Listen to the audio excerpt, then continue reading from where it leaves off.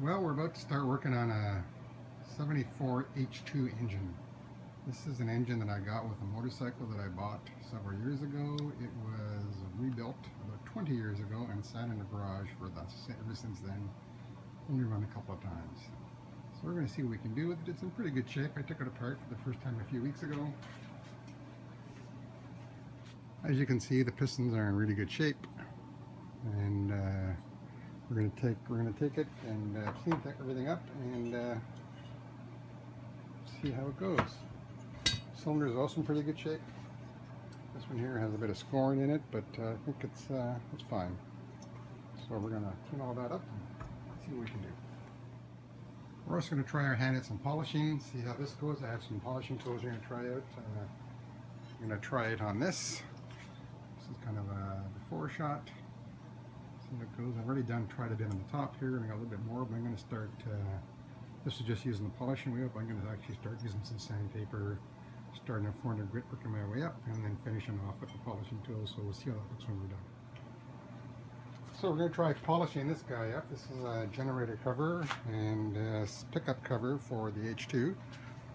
And as you can see, it's suffered some ravages of time. I've tried polishing it just directly on the buffing wheels. It didn't do a bad job. I think I'm going to do better than that. So I'm going to try hitting it with some wet sandpaper. I'm going to start off with some 400 grit and up to 600 and go up from there and see if we get this to a nice mirror shine. I'll get back to you when I'm done with the 400. Alright, there's kind of how it looks after me hit with 400, a couple of passes, 2 or 3 passes of wet 400, and you can see it's starting to get cleaned up quite a bit. This really is a test piece. There's a lot of nicks and deep grooves in this. I'm just trying to use this to see how the polishing process works.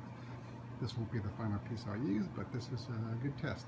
So next we hit it with the 600 and show you how that looks after we're done with that. Okay, I've gone over now with 600 grit wet sandpaper, and that's how it looks. Now I think I'm going to go to the buffing wheel and start hitting it with some triple E polishing compound and see if we can get this thing to start to look a bit shiny.